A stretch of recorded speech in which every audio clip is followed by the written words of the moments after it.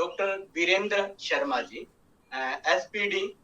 समग्र शिक्षा अभियानम हिमाचल प्रदेश। हिमाचल प्रदेश राजकीय शिक्षक परिषद के अध्यक्ष डॉक्टर मनोज शैल जी, आज के इस कार्यक्रम के सूत्रधार डॉक्टर अमनदीप जी, गौरव शर्मा जी जिन्होंने बड़ा खूबसूरत एक लोकगीत अभी प्रस्तुत किया संस्कृत भाषा में, और अन्य सभी लोग या अन्य सभी शिक्षक जो हमारे साथ आज इस कार्यक्रम में लाइव या यूट्यूब या फेसबुक पे जुड़े हैं, आप सभी को मेरा सादर प्रणाम और आप सभी का आभार कि आज इस कार्यक्रम में आप सभी लोग हमारे साथ जुड़े। मुझे कुछ अभी से हफ्ता भर पहले ही डॉक्टर मनोज का इस कार्यक्रम के सिलसिले में उनसे एक संवाद स्थापित हो पाया। उन्होंने कहा कि इस प्रकार का कार्यक्रम करते हैं, मुझे नहीं मालूम था कि इस प्रकार की राजकीय संस्कृत शिक्षक परिषद कोई हिमाचल में कार्यरत है। और जब उन्होंने मुझे इस परिषद के बारे में बताया कि आपने कोरोना काल में कितना कार्य किया, किस प्रकार से आपने वितरण किया है सैनिटाइजर का या मास्क का, किस प्रकार से आप पिछले 2 वर्षों से विभिन्न प्रकार की गतिविधियां प्रदेश स्तर में करते आ रहे हैं, मुझे बड़ा हर्ष हुआ कि इस प्रकार की कोई परिषद जो है हिमाचल में कार्य कर रही है, जिसका उल्लेख मेरी सहयोगी डॉक्टर मंजुला ने भी बड़े विस्तृत रूप से किया। उनका भी मैं स्वागत करना चाहता हूँ। सुबह से लेकर आज हमने अपने कार्यालय के सभी कर्मचारियों के लिए एवं डाइट के कर्मचारियों के लिए एक योगा का सत्र रखा था, सुबह 6:30 बजे से लेकर तकरीबन 7:30 बजे तक। उसके बाद एक राष्ट्रीय शिक्षा नीति के ऊपर कोई इस प्रकार की थी, तो दोनों ही कार्यक्रमों में मैडम हमारे साथ जुड़ी हुई थी। उनका भी आभार कि उन्होंने भी वक्त निकाला इस कार्यक्रम के लिए, और आप सभी शिक्षकों और अन्य लोगों का तो विशेष तौर से आभार है कि आप सभी लोग इस पर हमारे साथ जुड़े हैं। मुझे याद आता है पिछले वर्ष जब ये कोरोना महामारी का दौर शुरू हुआ और उसके बाद भारत सरकार को लगा, क्योंकि ये अपने जैसा एक मतलब मेरे जीवन काल का तो पहला ही ऐसा अनुभव था जिस अनुभव में ऐसा प्रतीत हुआ कि सारी जिंदगी जो है बिल्कुल थम गई है, किसी प्रकार की कोई गतिविधि नहीं चल रही थी। तो भारत सरकार ने रामायण नाम का एक जो पहले चलचित्र जो टीवी पे आया करता था उसको फिर से शुरू किया। जब उस चलचित्र को शुरू किया तो आप शायद हो सकता है बड़े सारे लोगों के आपके ध्यान में हो कि रामायण के बिल्कुल अंतिम पड़ाव की ओर जब हम जाते हैं तो लक्ष्मण जो हैं वो अपनी मूर्छित अवस्था से ऊपर उठ गए हैं, हनुमान है, राम जी की संपूर्ण सेना उनके साथ है, और अब राम जी का जो मुकाबला है, जो आमना सामना है, वो सीधा रावण के साथ होना है, जो एक बड़े ज्ञानी विद्वान व्यक्ति हैं। तो अभी इससे पहले कि राम का उनके साथ सामना हो तो अगस्त्य मुनि कहीं से प्रकट होते हैं, और जैसा रामायण में हुआ, जैसा टीवी पे दिखाया गया, तो जैसे अगस्त्य मुनि प्रकट हुए तो उन्होंने कहा कि मैं तुमको, राम भगवान को कहा,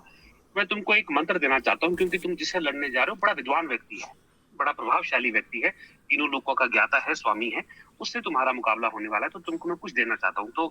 मुझे ठीक से तो याद नहीं है, बट ऐसा मुझे कुछ याद आता है कि उन्होंने उनको कहा कि ये एक स्रोत है जो मैं तुमको देना चाहता हूँ। तो मुझे उस समय की बात है, क्योंकि पिछले वर्ष की ही बात है, तो मैं उस समय कार्यालय बंद है या वो रामायण जो है वो शाम के समय आती थी, तो वक्त मिल जाता था उसको देखने का। तो उन्होंने कुछ उनको जब वो स्रोत दिया था तो उन्होंने उनको ऐसा कुछ कहा था कि ततो युद्ध परिश्रांत समरे चिंत्या स्थितम रावणम चाग्र दुष्टा युद्धाय समुपस्थितम देवताय समागम्यम दुष्टम भयावतोरणम उपगम्या ब्रवीद राम ग सत्य भगवान सदा राम राम महाबाहु ऋणु गुहा सनातन येन सर्वानंद समरे विजय से आदित्य हृदय शत्रु विनाशनम।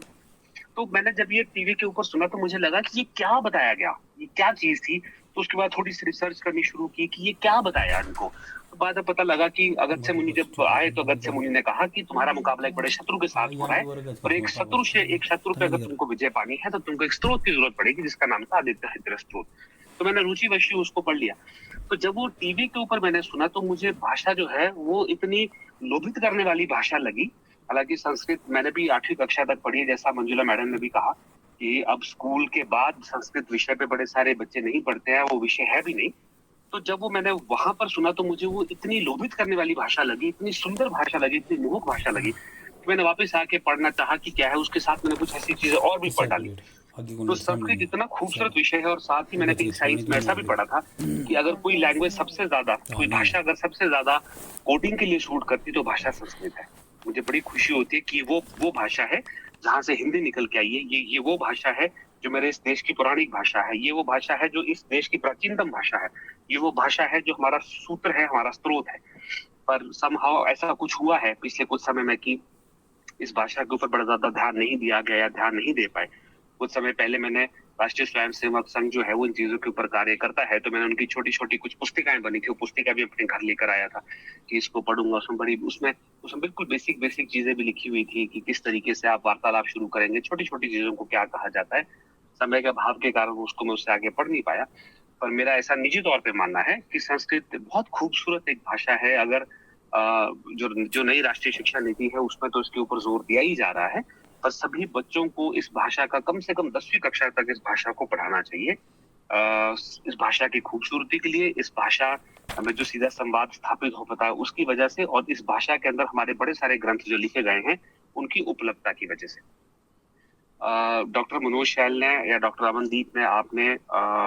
विशेष तौर पे बात की हर घर पाठशाला कार्यक्रम में या जो एक व्हाट्सएप क्विज चलता है उसमें इन चीजों को जोड़ने की। मैं आपको आश्वस्त करना चाहता हूं कि जो भी कार्य हमारी तरफ से किया जाना है संस्कृत भाषा को इसमें जोड़ने के लिए, हर घर पाठशाला में संस्कृत भाषा के जो लेसन प्लान दिए जाने हैं उनको लेकर, या हर घर पाठ या व्हाट्सएप क्विज को लेकर, मैं आपको आश्वस्त करना चाहता हूं कि पूर्णतः सहयोग आपको मेरे कार्यालय की तरफ से मिलेगा। मेरे कार्यालय का हर एक कर्मचारी आपको पूर्ण सहयोग देगा कि संस्कृत के उत्थान के लिए या संस्कृत को बढ़ावा देने के लिए जिन भी कदमों की जरूरत होगी, वो छोटे से छोटे कदम से जो भी जरूरत होगी वो मेरा कार्यालय, मैं आपको आश्वस्त करना चाहता हूँ, वो पूर्णतः करेगा। मैं बधाई भी देना चाहता हूँ राजकीय संस्कृत शिक्षक परिषद को कि पिछले कोरोना काल के पिछले तकरीबन कुछ 1.25 साल या 1.5 साल के समय से लेकर जो गतिविधियां, जो कार्रवाई वो करते रहे हैं, चाहे वो अपने साथ की शिक्षक जो हैं जो कि ग्रास बन गए इस महामारी का, या लोगों में, आम जनमानस में इसको लेकर जो जरूरत थी कि बताया जाए कि क्या महामारी है, क्या चीजें हो सकती है, किस तरीके से आपको सावधानी बरतने की आवश्यकता है, क्या क्या चीजें क्या ना करें, उसके लिए भी, और साथ में जिस प्रकार से आपने संस्कृत को लेकर विभिन्न गतिविधियां जारी रखी उनको लेकर भी मैं बहुत दिल की गहराइयों से, क्योंकि मुझे आभास भी नहीं था, ना ही मुझे इस बात का ज्ञान था कि आप लोग कितनी गतिविधियां कर रहे हैं, तो उसके लिए भी मैं आपका आभार व्यक्त करना चाहता हूँ। और भविष्य में जहां पर भी कहीं पर मेरा जो छोटा सा कार्यालय है समग्र शिक्षा का, वो कार्यालय कहीं पर भी अगर राजकीय संस्कृत शिक्षक परिषद के कहीं पर काम आ सके, कहीं मैं आपका सहयोग कर सकूं,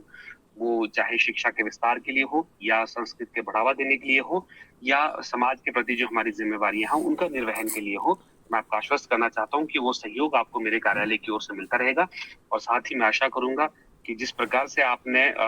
पिछले कुछ समय से अपनी गतिविधियां की हैं, उसी तरीके से आप भविष्य में भी ये गतिविधियां जारी रखेंगे। जो सुंदर कार्य, जो निर्मल कार्य आप कुछ समय से करते आ रहे हैं, वो कार्य इसी तरीके से जारी रहेगा। और संस्कृत के विस्तार के लिए, संस्कृत के प्रचार के लिए जो भी हमें कार्यवाही करते रहे हैं, वो कार्यवाही इसी तरीके से जारी रहेगी। और ये प्राचीनतम भाषा, जिस पे मुझे तो बहुत ज्यादा गर्व है कि ये इस देश की भाषा है, उस भाषा के लिए जो भी सहयोग मेरी ओर से वांछित होगा, मेरे कार्यालय की ओर से वांछित होगा, हम सभी लोग, चाहे वो राष्ट्रीय संस्कृत शिक्षक परिषद हो, प्रदेश की परिषद हो, या समग्र शिक्षा का कार्यालय हो, हम सभी लोग मिलकर इस भाषा को और ज्यादा प्रसारित करेंगे, और ज्यादा प्रचलित करेंगे, और ज्यादा प्रसिद्ध करेंगे। ऐसी ऐसी मेरी कामना भी है और ऐसी मेरी इच्छा भी है। मैं एक बार पुनः डॉक्टर मनोज शैल को, जिनने मुझसे संपर्क किया था आज से कुछ हफ्ता 10 दिन पहले, मैं उनका आभार व्यक्त करना चाहता हूं कि इस खूबसूरत कार्यक्रम में, जो मुझे पता नहीं था ऐसा कोई कार्यक्रम कोई परिषद करवाती भी है, माफ कीजिएगा, मैं अबोध हो सकता हूँ, अज्ञानी हो सकता हूँ, मुझे नहीं मालूम था ऐसी कोई परिषद है, जबकि परिषद तो बहुत समय से काम कर रही है।